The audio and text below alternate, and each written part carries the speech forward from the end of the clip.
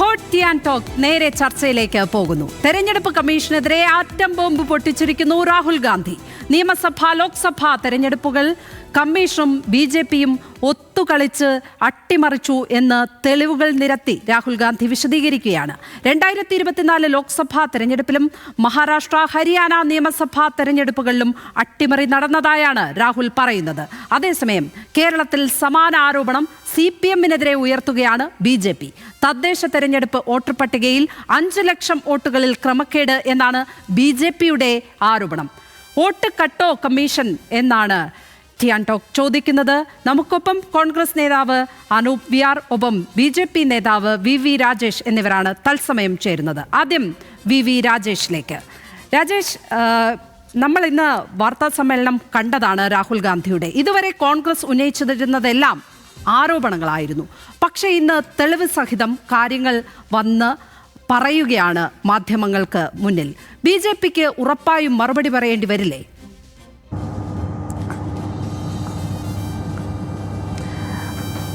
ലക്ഷ്മി, ഏത് തെളിവാണ് രാഹുൽ ഇന്ന് പുറത്തുവിട്ടത്? BJP മറുപടി കണക്കിന് എന്ത് തെളിവാണ് രാഹുൽ ഗാന്ധി ഇന്ന് പുറത്തുവിട്ടത്?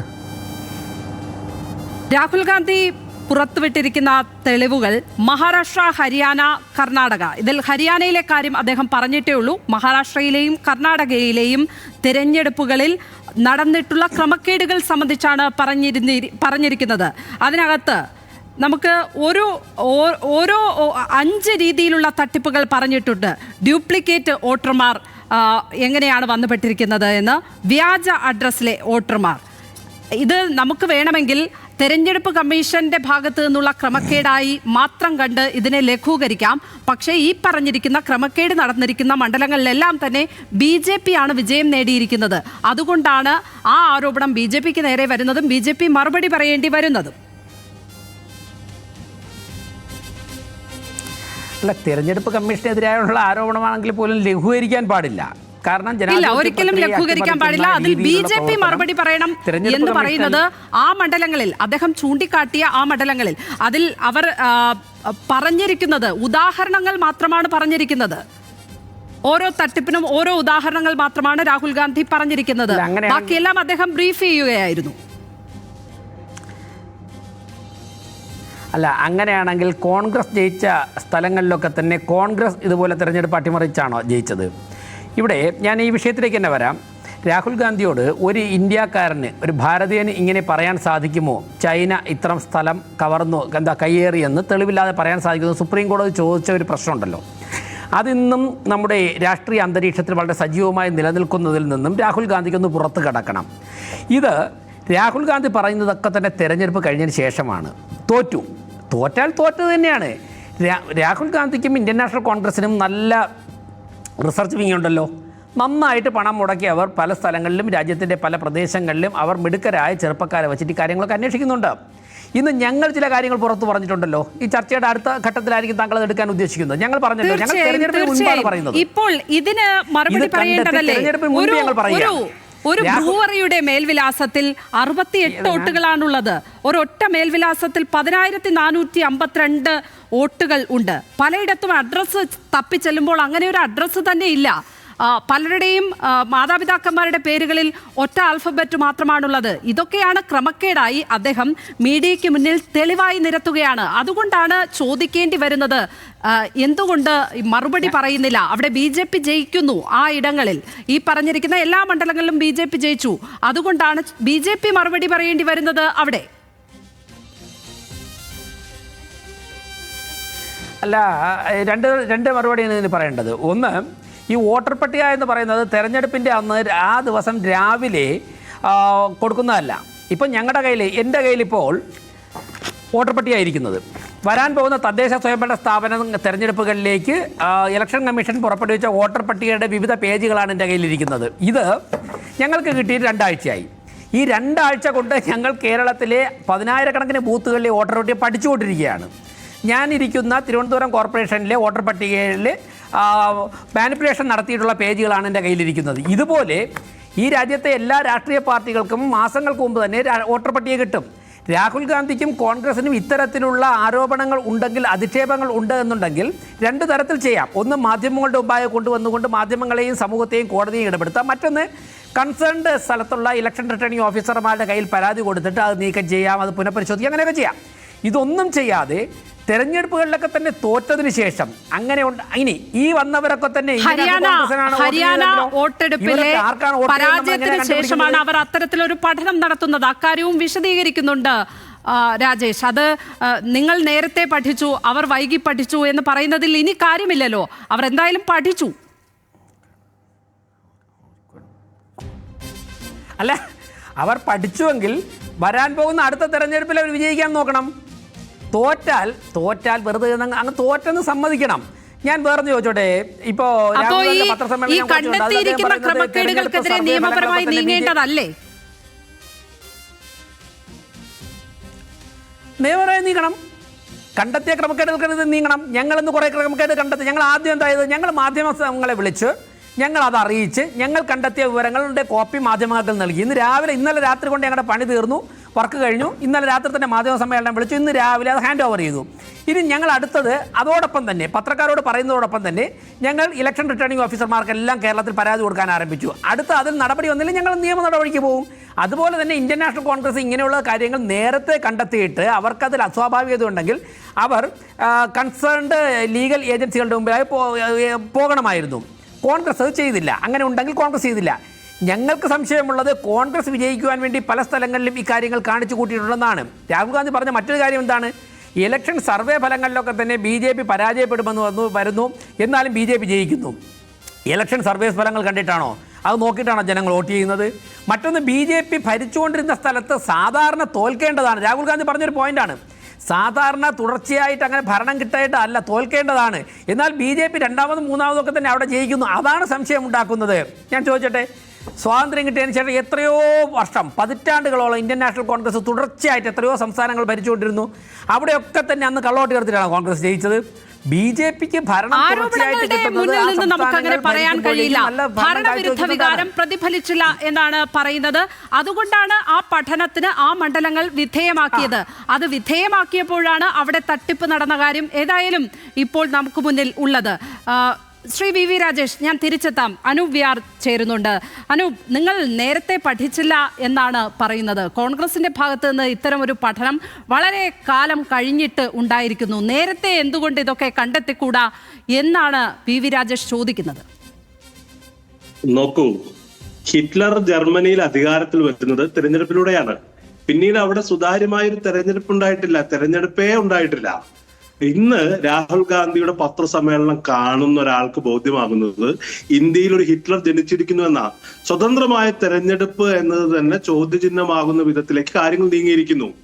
നമ്മളുടെ ഏറ്റവും വലിയ അഭിമാന സ്തംഭങ്ങളിൽ ഒന്ന്, ലോകത്തിലെ ഏറ്റവും ചലനാത്മകമായ സുതാര്യമായ ജനാധിപത്യ ഭരണഘടനയുള്ള ഒരു രാജ്യം എന്നാണെങ്കിൽ അതിന്റെ അടിസ്ഥാന ശിലകൾ തന്നെ അട്ടിമറിക്കുന്ന തരത്തിലേക്ക് കാര്യങ്ങൾ എത്തിയിരിക്കുന്നു എന്നുള്ളതല്ലേ യാഥാർത്ഥ്യം. രാഹുൽ ഗാന്ധി തന്നെ പറഞ്ഞത്, ഇത്രയും കാലം ഞങ്ങൾ അതൊക്കെ പറയുമ്പോൾ അത് കേവലം ഒരു ആരോപണങ്ങൾ എന്ന നിലയിലാണ് അതിനെ വ്യാഖ്യാനിച്ചിരുന്നെങ്കിൽ ഇന്ന് തെളിവുകൾ നിരത്തിക്കൊണ്ട് വളരെ കൃത്യമായി പറയുന്നത്, ഒരു മുറിയുള്ള വീടിൽ തന്നെ എത്ര ആളുകളുടെ പേരുകളാണ് ചേർക്കപ്പെട്ടിരിക്കുന്നത്. 5 മണിക്ക് ശേഷമുള്ള ക്രമാതീതമായ വർധനവ്, 5 വർഷമായി ചേർക്കാത്ത വോട്ടുകൾ 6 മാസത്തിനുള്ളിൽ ചേർക്കപ്പെടുന്നു. പല ഇടങ്ങളിലും വോട്ടർമാരുടെ എണ്ണത്തേക്കാൾ കൂടുതൽ വോട്ടുകൾ രേഖപ്പെടുത്തിയിരിക്കുന്നു. എന്നിട്ട് എന്ത് തെളിവാണെന്നാണ് ഇവിടെ രാജേഷ് സംഘപരിവാറിന്റെ BJPയുടെ പ്രതിനിധി ചോദിക്കുന്നത്. കാര്യങ്ങൾ വളരെ വ്യക്തമാണ്. ഇന്ത്യയുടെ ഭരണഘടന മുന്നോട്ട് വെക്കുന്ന സ്വതന്ത്രവും നീതിയുക്തവുമായ തെരഞ്ഞെടുപ്പ് എന്ന സങ്കല്പം തന്നെ അട്ടിമറിക്കപ്പെട്ടിരിക്കുന്നു. കേരളത്തിലെ ഒരു ശരാശരി ഇന്ത്യൻ പൗരൻ എന്നുള്ള നിലയ്ക്ക് നമ്മൾ അപമാനഭാരം കൊണ്ട് അന്താരാഷ്ട്ര സമൂഹത്തിന് മുന്നിൽ തലകുലിക്കേണ്ട സാഹചര്യമാണ് ഉണ്ടായിരിക്കുന്നത്. ഇതിനകത്ത് വളരെ കൃത്യമായ അട്ടിമറി പരിശ്രമങ്ങൾ നടന്നു എന്നുള്ളതാണ് യാഥാർത്ഥ്യം. ഇന്ത്യൻ നാഷണൽ കോൺഗ്രസിനെ സംബന്ധിച്ച് ഇന്ത്യയുടെ ഭരണഘടന രൂപീകരിച്ച, ഇന്ത്യൻ ദേശീയതയ്ക്ക് രൂപം നൽകിയ രാഷ്ട്രീയ പ്രസ്ഥാനമാണ്. ഇന്ദിരാഗാന്ധി അടിയന്തരാവസ്ഥ പ്രഖ്യാപിക്കുമ്പോൾ അടിയന്തരാവസ്ഥയ്ക്ക് ശേഷം നടന്ന തെരഞ്ഞെടുപ്പിൽ തോറ്റാൽ ഇന്ദിരാഗാന്ധി ഈ രാജ്യത്തിന്റെ ഭരണത്തിൽ നിന്ന് മാറില്ല എന്ന് ആശങ്ക പ്രകടിപ്പിച്ച ആളുകളുണ്ട്. പക്ഷേ തോറ്റ സന്ദർഭങ്ങളിലെല്ലാം തോൽവി അംഗീകരിച്ചുകൊണ്ട് മാറിയ ഒരു രാഷ്ട്രീയ പാരമ്പര്യമാണ്, രാഷ്ട്രീയ പ്രവർത്തന ശൈലിയാണ് കോൺഗ്രസിനെങ്കിൽ ഇവിടെ തെരഞ്ഞെടുപ്പിനെ തന്നെ അട്ടിമറിക്കാനുള്ള വളരെ കൃത്യമായ പരിശ്രമങ്ങൾ നടന്നിരിക്കുന്നു. അത് വളരെ ആധികാരികമായി രാഹുൽ ഗാന്ധി ഉന്നയിക്കപ്പെട്ടിരിക്കുകയാണ്. രാഹുൽ ഗാന്ധി ഇന്ന് തുടർച്ചയായി ഭരിച്ചിരുന്ന മണ്ഡലങ്ങളിൽ ഇങ്ങനെയൊക്കെ അട്ടിമറി നടത്തിയാണോ കോൺഗ്രസ് ഭരിച്ചിരുന്നത്? അതുകൊണ്ടാണോ ഇങ്ങനെ ഒരു സംശയം ഉയർന്നത് എന്നാണ് ബി ജെ പി അത് കാലങ്ങളായി ഉയർത്തുന്ന ആരോപണവുമാണ്. ഇപ്പോൾ ഇത് രാഹുൽ ഗാന്ധി തെളിവ് സഹിതം വിശദീകരിക്കുമ്പോഴും ബി ജെ പിയുടെ ഭാഗത്ത് നിന്ന് വരുന്ന ചോദ്യം അതാണ്. കോൺഗ്രസ് കേവലമായ ഒരു ആരോപണം കുറച്ച് പത്രക്കാരെ വിളിച്ചുകൂട്ടി ഉന്നയിക്കുകയില്ലല്ലോ. വളരെ കൃത്യമായി റിസർച്ച് ചെയ്ത് അന്തരീക്ഷത്തിൽ ഇന്നലെ വരെ ആരോപണങ്ങളാണ് എന്ന് പറഞ്ഞിരുന്ന കാര്യങ്ങൾ കൃത്യമായി സ്ഥാപിക്കുകയല്ലേ ഒരു ഉത്തരവാദിത്തപ്പെട്ട ഏജൻസിക്ക് നേരെയാണ്. ഇതിപ്പോൾ രാഹുൽ ഗാന്ധി തെറ്റായ ഒരു പ്രചരണം നടത്തിയെന്ന് പറഞ്ഞ് നാളെ തെരഞ്ഞെടുപ്പ് കമ്മീഷന് രാഹുൽ ഗാന്ധിക്കെതിരെ നടപടിക്ക് സമീപിക്കാമല്ലോ. പക്ഷേ രാഹുൽ ഗാന്ധി വളരെ കൃത്യമായി അക്കമിട്ട് നിരത്തിരിക്കുകയാണ് ഈ പറയുന്ന വോട്ടർ പട്ടികയുടെ നടന്നിട്ടുള്ള ക്രമക്കേടുകൾ, ഈ പറയുന്ന മൊത്തം വോട്ടർമാരെക്കാൾ കൂടുതൽ എങ്ങനെ ആളുകൾ വോട്ട് ചെയ്യുന്നു എന്നുള്ള കാര്യം വളരെ വ്യക്തമാണ്. ഇപ്പൊ കോൺഗ്രസിനെ സംബന്ധിച്ച് രാജേഷ് ഉന്നയിച്ച കാര്യങ്ങൾക്കുള്ള മറുപടിയാണ് ഞാൻ പറഞ്ഞത്. കോൺഗ്രസ് ഇവിടെ വളരെ സുദീർഘകാലം ഭരണത്തിൽ നിന്നുണ്ട്. അടിയന്തര കോൺഗ്രസ് അപ്രതീക്ഷിതമായ പരാജയം കോൺഗ്രസിന് കിട്ടുമ്പോഴും അന്ന് കോൺഗ്രസ് ജയിക്കുമെന്ന് പ്രതീക്ഷിച്ച ആളുകളാണ് ഇന്ദിരാഗാന്ധി ഉൾപ്പെടെയുള്ള ആളുകൾ. അധികാര കൈമാറ്റത്തിന് ഒരു പ്രശ്നം ഉണ്ടായിരുന്നില്ല. പക്ഷേ കോൺഗ്രസ് വർഷങ്ങളായി ഇവിടെ ഒരു ജനാധിപത്യ പ്രയോഗം ഈ രാജ്യത്ത് നടത്തിയെങ്കിൽ ഇവിടുത്തെ ജനാധിപത്യത്തെ തന്നെ തകർക്കാനുള്ള പരിശ്രമങ്ങൾ നരേന്ദ്രമോദി നടത്തുന്നു എന്നുള്ളതാണ് യാഥാർത്ഥ്യം. ഞാൻ നേരത്തെ പറഞ്ഞു, ഞാൻ ചർച്ചയുടെ തുടക്കത്തിൽ പറഞ്ഞു, ഹിറ്റ്ലർ ജർമ്മനിയിൽ ഒരു ഇലക്ഷനിലൂടെ അധികാരത്തിൽ വന്ന ആളാ. പിന്നീട് ജർമ്മനിയിൽ ഇലക്ഷൻ ഉണ്ടായിട്ടില്ല. അതുപോലെ തന്നെ ഒരു തെരഞ്ഞെടുപ്പിലൂടെ അധികാരത്തിൽ വന്ന നരേന്ദ്രമോദി സ്വതന്ത്രവും നീതിയുക്തവുമായ തെരഞ്ഞെടുപ്പ് എന്ന് പറയുന്ന ഇന്ത്യൻ ജനാധിപത്യത്തിന്റെ തന്നെ ആണിക്കല്ലിനെ ആണി ഊരുന്ന പ്രവർത്തനമാണ് ഇവിടെ ചെയ്തുകൊണ്ടിരിക്കുന്നത്. ഇത് വളരെ ബി ജെ പിക്കാർ ഒഴിച്ച്, ബി ജെ പിക്ക് വിവേചനാധികാരം പണയം വെക്കാത്ത ആളുകൾ ഒഴിച്ച് സ്വതന്ത്ര ബുദ്ധി ഉപയോഗിക്കുന്ന, അത് അപ്ലൈ ചെയ്യുന്ന ആളുകളെ സംബന്ധിച്ച് കാര്യങ്ങൾ വളരെ വ്യക്തമാണ്. ബി ജെ പിക്ക് ഇതിനെ ന്യായീകരിക്കണമെങ്കിൽ ഒരുപാട് വിയർക്കേണ്ടി വരും. വിയർത്താലും പ്രയോജനമില്ല. വളരെ കൃത്യമായി ഈ കുളിമുറിയിൽ ബി ജെ പി നഗ്നരാണ് എന്നുള്ളതാണ് യാഥാർത്ഥ്യം. ശ്രീ രാജേഷ്, ആരൊക്കെ ഇതിനെതിരെ വാർത്ത കൊടുക്കും, ഇതുമായി ബന്ധപ്പെട്ട വാർത്തകൾ കൊടുക്കും, ഇത് ഏതൊക്കെ തരത്തിൽ രാജ്യത്ത് ഉയർന്നു വരും എന്നൊന്നും നമുക്കറിയില്ല. പക്ഷേ വിശദീകരിക്കപ്പെട്ട കാര്യങ്ങൾ വച്ചു നോക്കുമ്പോൾ സംഗതി ഗുരുതരം തന്നെയല്ലേ? അങ്ങനെ എളുപ്പത്തിൽ തടി തപ്പാൻ പറ്റുമോ ഇതിൽ നിന്ന് തെരഞ്ഞെടുപ്പ് കമ്മീഷനായാലും ബി ജെ പിക്കായാലും? തെരഞ്ഞെടുപ്പ് കമ്മീഷനും ബി ജെ പി രണ്ടാണ്. അതെനിക്കറിയാം, ഒരു ഇൻഡിപെൻഡന്റ് അതെനിക്കറിയാം. തെരഞ്ഞെടുപ്പ് കമ്മീഷനായാലും ബി ജെ പിക്ക്, രാജ്യം ഭരിക്കുന്ന ബി ജെ പിക്കായാലും ഈ പറഞ്ഞിരിക്കുന്ന ഇത് വെറുമൊരു ആരോപണമായിട്ടല്ല, തെളിവുകളായി നമുക്ക് മുന്നിൽ നിൽക്കുന്നത് കൊണ്ടാണ് ഈ കേസുകളിൽ നിന്ന് രക്ഷപ്പെടാൻ പറ്റുമോ? ഞാൻ നേരത്തെ പറഞ്ഞല്ലോ ലക്ഷ്മി, അതായത് ഈ വോട്ടർ പട്ടിക ഒരു ദിവസം രാവിലെ കൊടുക്കുന്നതല്ലല്ലോ. ഇന്ത്യൻ നാഷണൽ കോൺഗ്രസ് എന്ന് ഞാൻ പറയുന്ന രാഷ്ട്രീയ പാർട്ടി അവരുടെ അവകാശപ്പെടുന്നത് ശരിയാണെങ്കിൽ ഇന്നും ഇന്ത്യയുടെ എല്ലാ മുക്കിലും മൂലയിലുമുള്ള ഏക രാഷ്ട്രീയ പാർട്ടി ഇന്ത്യൻ നാഷണൽ കോൺഗ്രസ് ആണെന്നാണല്ലോ കോൺഗ്രസ്സുകാർ പറയുന്നത്. ആ പാർട്ടിയുടെ നേതൃത്വത്തിന് ആ സമയത്തൊക്കെ തന്നെ കൺസേൺഡ് ഏജൻസികളുടെ മുമ്പ് തോറ്റതിന് ശേഷം ഇങ്ങനെ ഒന്ന് കരഞ്ഞിട്ട് കാര്യമുണ്ട്. അങ്ങനെയാണെങ്കിൽ ഞാൻ വേർന്ന് ചോദിക്കട്ടെ, കർണാടകത്തിൽ ബി ജെ പി ആയിരുന്നല്ലോ അധികാരത്തിൽ, കേന്ദ്രത്തിൽ ബി ജെ പി ആയിരുന്നല്ലോ. അങ്ങനെ സംസാരിക്കരുത്. കാരണം തോറ്റതിന് ശേഷം ഒരു മണ്ഡലത്തിലെ ജനവിധി ശരിയായിരുന്നില്ല എന്ന് പറഞ്ഞ എത്രയോ കേസുകൾ വരുന്നു. അപ്പോൾ അതും ഈ ജനാധിപത്യ രാഷ്ട്രത്തിൽ നിയമപരമായി അനുവദിക്കപ്പെട്ടിരിക്കുന്ന കാര്യമല്ലേ? തോറ്റതിന് ശേഷം പരാതി വരാൻ പാടില്ലെന്ന് ഞാൻ പറഞ്ഞില്ല. ഞാൻ പറഞ്ഞത് എന്താണ്, തെരഞ്ഞെടുപ്പിന് മുൻപ് മാസങ്ങൾക്ക് മുമ്പ് തന്നെ കയ്യിൽ കിട്ടുന്ന വോട്ടർ പട്ടിക അതും വച്ച് അതിൻ്റെ പുറത്ത് കിടന്ന് ഉറങ്ങുകയല്ലല്ലോ രാഷ്ട്രീയ പാർട്ടികൾ ചെയ്യേണ്ടത്. അവർക്ക് അതിലെന്തെങ്കിലും അവർക്കൊരു അസ്വാഭാവികത തോന്നിക്കഴിഞ്ഞാൽ തൊട്ടടുത്ത പഞ്ചായത്തിലോ അല്ലെങ്കിൽ വില്ലേജ് ഓഫീസിൽ തന്നെ ഇല്ലെന്നുണ്ടെങ്കിൽ തൊട്ടടുത്ത തഹസിൽദാർക്ക് തന്നെ കംപ്ലയിൻറ്റ് കൊടുക്കാമല്ലോ. എന്തേ കോൺഗ്രസ് കൊടുത്തില്ല? അത് കൊടുത്തിട്ട് കോൺഗ്രസ് എന്തെങ്കിലും വ്യത്യാസമുണ്ടെങ്കിൽ വ്യത്യാസപ്പെടുത്തിയിട്ട് അധികാരത്തിൽ വരുമായിരുന്നു. ഞാൻ നേരത്തെ പറഞ്ഞ പൂർത്തിയായിക്കോട്ടെ. കർണാടകത്തിൽ ബി ജെ പി ആയിരുന്നല്ലോ ഭരിച്ചത്, കേന്ദ്രവും ബി ജെ പി ആയിരുന്നല്ലോ ഭരിച്ചത്. വളരെ വലിയ പോരാട്ടം പ്രധാനമന്ത്രി നരേന്ദ്രമോദിയും ആഭ്യന്തരമന്ത്രി അമിത്ഷായും ഒക്കെ നിരവധി തവണ വന്ന് ഞങ്ങളുടെ എല്ലാ ശക്തിയും എടുത്ത് ഞങ്ങൾ പോരാടിയിട്ട് ഞങ്ങൾ തോറ്റുപോയി. കർണാടകത്തിൽ ഞങ്ങൾ അത്രത്തോളം എഫർട്ട് എടുത്തത് എന്തുകൊണ്ടാണ്? പാർലമെന്റ് തെരഞ്ഞെടുപ്പിന് തൊട്ട് മുമ്പ് വരുന്ന നിരവധി നിയമസഭാ തെരഞ്ഞെടുപ്പുകൾക്ക് തൊട്ട് മുമ്പ് വരുന്ന ഒരു തെരഞ്ഞെടുപ്പ് ആയതുകൊണ്ട് കർണാടക വിജയിച്ചേ മതിയാവുകയുള്ളൂ ബി ജെ പിക്ക്. ഞങ്ങളുടെ ഭരണം കൂടിയായിരുന്നു. പക്ഷെ എന്താണ്, ഭരണവിരുദ്ധ വികാരം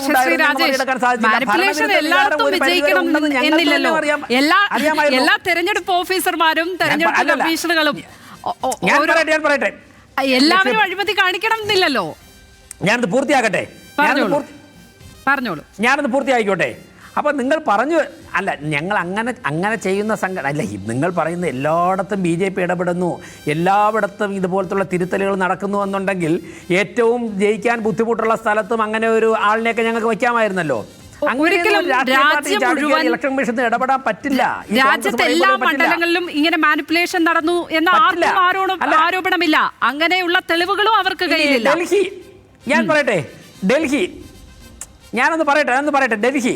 ഡൽഹി നമ്മുടെ രാജ്യത്തിലെ തലസ്ഥാനം. ഇന്ത്യ BJP 10 വർഷം വളരെ പ്രഭാവത്തോടെ ഭരിക്കുമ്പോൾ തലസ്ഥാനമായ ഡൽഹിയിൽ ഞങ്ങൾക്ക് ഭരണമില്ല. ഞങ്ങൾക്കെതിരെ നിരന്തര യുദ്ധത്തിൽ ഏർപ്പെട്ടിരിക്കുന്ന ഒരു മുഖ്യമന്ത്രി തന്നെ സത്യാഗ്രഹം നരേന്ദ്രമോദിക്കെതിരെ നടക്കുന്ന അരവിന്ദ് കെജ്രിവാളാണ് ഭരിക്കുന്നത്. 2 തവണ ഞങ്ങൾ കേന്ദ്രം ഭരിച്ചപ്പോഴേക്ക് 2 തവണ ഡൽഹിയിൽ അരവിന്ദ് കെജ്രിവാൾ ജയിച്ചില്ലേ? BJP വിരുദ്ധ ഗവൺമെൻറ് ഉണ്ടായില്ലേ? ഞങ്ങളുടെ സീറ്റ് വളരെ കുറവായിരുന്നില്ലേ? എന്തേ അവിടെ ചെയ്യാൻ പറ്റിയില്ല? അപ്പോൾ ഇത്തരത്തിലുള്ള ബാലിശമായ കാര്യങ്ങൾ പറയരുത്. ഞങ്ങൾ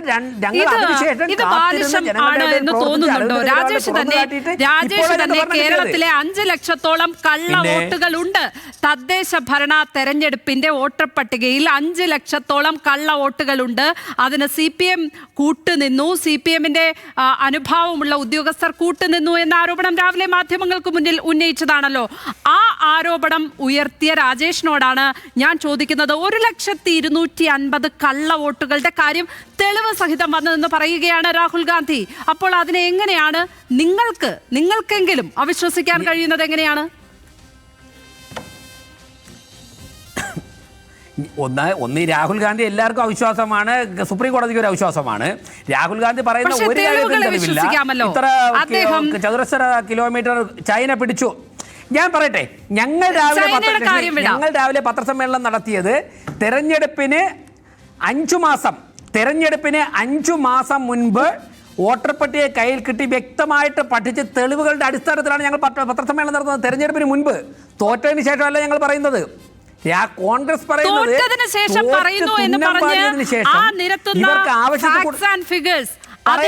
വിശ്വസിക്കാൻ പറ്റുമോ? 1,250,000 കള്ളവോട്ടുകൾ, ഡ്യൂപ്ലിക്കേറ്റ് വോട്ടർമാർ 11,965, വ്യാജ വിലാസങ്ങളിലുള്ളവർ 40,009, ഒരേ വിലാസത്തിൽ അനവധി വോട്ട് ചെയ്തവർ 10,452, വ്യാജ ഫോട്ടോ ഉപയോഗിച്ചിരിക്കുന്നവർ 33,692, എല്ലാം ചേർന്ന് 1,250,000 കള്ളവോട്ടിന്റെ ചിത്രം, അതിന്റെ തെളിവുകളാണ് മാധ്യമങ്ങൾക്ക് മുന്നിൽ നിരത്തിയിരിക്കുന്നത്. എങ്ങനെ നമുക്കത് കള്ളമാണ് എന്ന് പറയാൻ കഴിയും? അതിൽ ചോദ്യങ്ങൾ ഉന്നയിക്കാം. പക്ഷെ ഇതെല്ലാം കള്ളമാണ് എന്നാണോ? ഇതെല്ലാം രാഹുൽ ഗാന്ധി ഒരു സ്വപ്നത്തിൽ നിന്ന് ഉണർന്നെഴുന്നേറ്റ് വന്ന് മാധ്യമങ്ങളോട് പറഞ്ഞു എന്നാണോ പറയുന്നത്? അല്ല, ഇത്രയും കൃത്യമായിട്ട് പറയുന്നെങ്കിൽ ഈ വോട്ടുകളൊക്കെ കോൺഗ്രസിനായിരിക്കും ചെയ്തത്.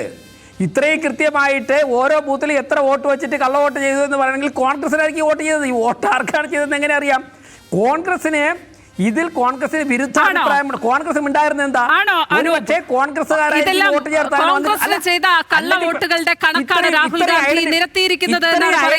എന്റെ ഇലക്ഷനും ഉണ്ടായിരുന്നത്.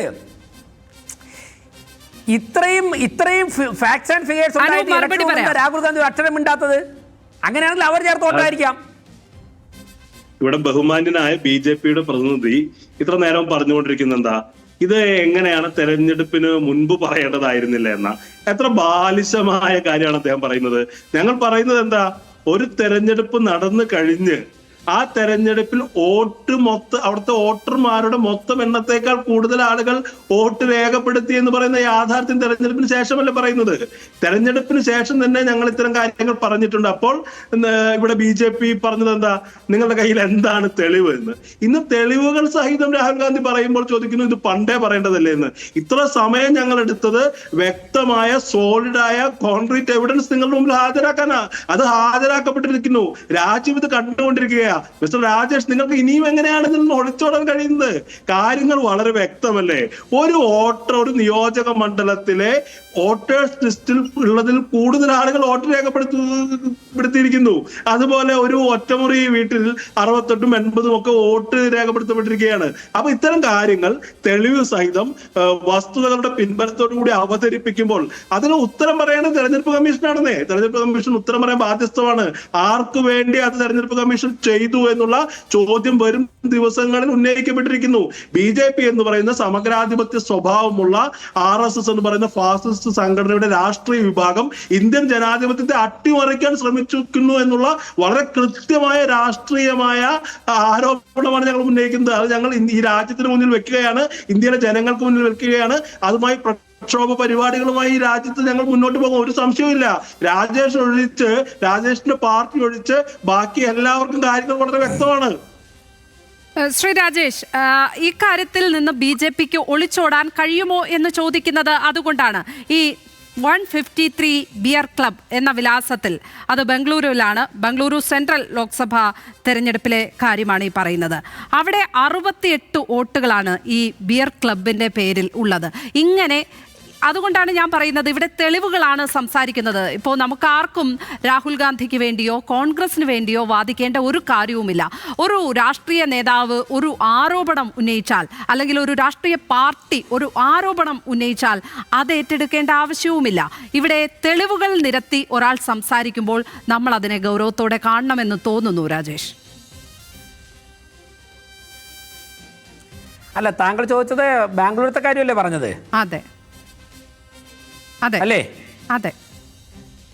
എനിക്ക് അവിടുത്തെ ഏത് നിയോജക മണ്ഡലത്തിലെ എന്നും കൂടെ പറയാൻ പറ്റുമോ, സാധിക്കുമോ? ആ ഡീറ്റെയിൽസ് ഉണ്ടോ കയ്യിൽ? ബംഗളൂരു സെൻട്രൽ ലോക്സഭാ തെരഞ്ഞെടുപ്പിലാണെന്നാണ് ഞാൻ, സെൻട്രൽ മണ്ഡലമാണെന്നാണ് മനസ്സിലാക്കുന്നത്.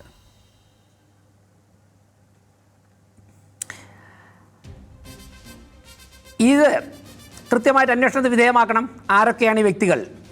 ഇത് ഏത് സ്ഥാപനമാണ്? ആരുടെ ഉടമസ്ഥതയുള്ള സ്ഥാപനമാണ്?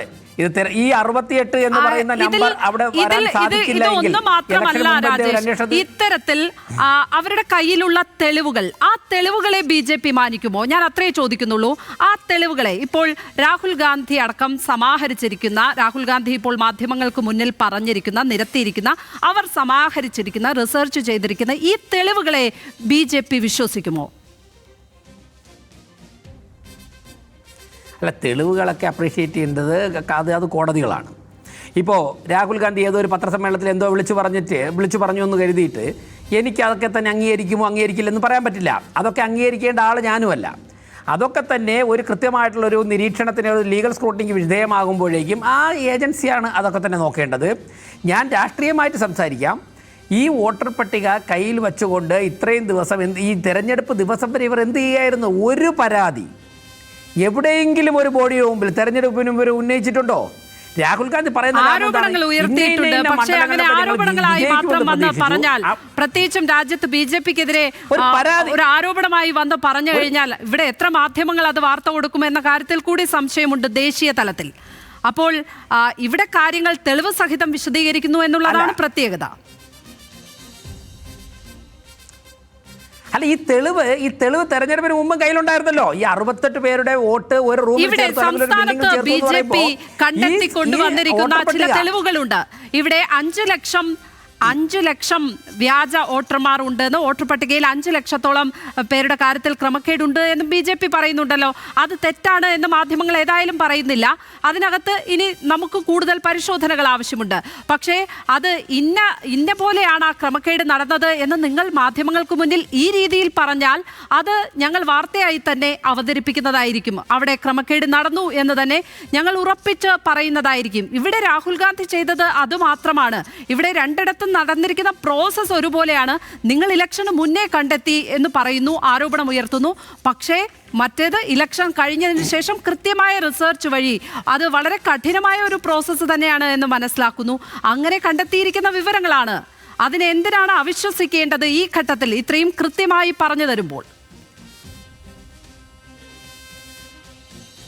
അല്ല, തെരഞ്ഞെടുപ്പ് തോറ്റതിന് ശേഷം തെരഞ്ഞെടുപ്പ് ജയിച്ചവരെയൊക്കെ തന്നെ നിങ്ങൾ അട്ടിമറിയിലൂടെയാണ് ജയിച്ചത്, നിങ്ങൾ വോട്ട് മാറ്റി ചെയ്തിട്ടാണ് ജയിച്ചത്, നിങ്ങൾ വോട്ട് എണ്ണം കൂടുതൽ ചേർത്തിട്ടാണ് ജയിച്ചത് എന്തൊക്കെ പറയുന്ന അതിനെ തന്നെ അടിസ്ഥാനരഹിതമായ ആരോപണങ്ങളായിട്ട് തള്ളിക്കളയാൻ മാത്രമേ പക്ഷേ നമ്മൾ തെളിവുകൾക്ക് മുന്നിൽ കണ്ണടച്ചിട്ട് കാര്യമില്ല എന്നാണ് തോന്നുന്നത്. രാജേഷ്, ഉറപ്പായും ഇതിനകത്ത് നീതിയുക്തമായ ഒരു അന്വേഷണം വേണം.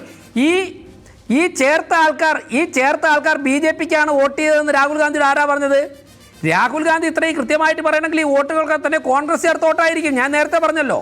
അതാ മണ്ഡലങ്ങളിലെ ജയപരാജയങ്ങൾ കൃത്യമായി നമ്മൾ നിരീക്ഷിക്കേണ്ടി വരും. അത് കാടടച്ച് ആരാണ് ജയിച്ചത് എന്ന് നമുക്ക് ഈ ഘട്ടത്തിൽ പറയാൻ പറ്റില്ല. എങ്കിൽ പോലും തെളിവുകൾ അവിടെ സംസാരിക്കുന്നുണ്ട്. ആ തെളിവുകളിൽ മേലാണ് ഇനി അന്വേഷണം വരേണ്ടതും. അതേതായാലും രാജേഷ് അങ്ങനെ ഒരു അന്വേഷണം ആ തെളിവുകളിൽ മേൽ വരണം എന്ന് പറയില്ല. എങ്കിൽ പോലും അതാണ് വേണ്ടത്. ഇനി ആ തെളിവുകൾ വിശദമായി തന്നെ പരിശോധിക്കപ്പെടണം. അത് രാജ്യമാകെ ശ്രദ്ധയോടെ നോക്കേണ്ട തെളിവുകളാണ് രാഹുൽ ഗാന്ധി ഇന്ന് നമുക്ക് മുന്നിലേക്ക് വച്ചിരിക്കുന്നത്. വളരെയധികം നന്ദി അനൂപ് വിയാർ, ഒപ്പം VV രാജേഷ് ഈ ചർച്ചയിൽ ഞങ്ങൾക്കൊപ്പം സഹകരിച്ചതിന് വളരെയധികം നന്ദി.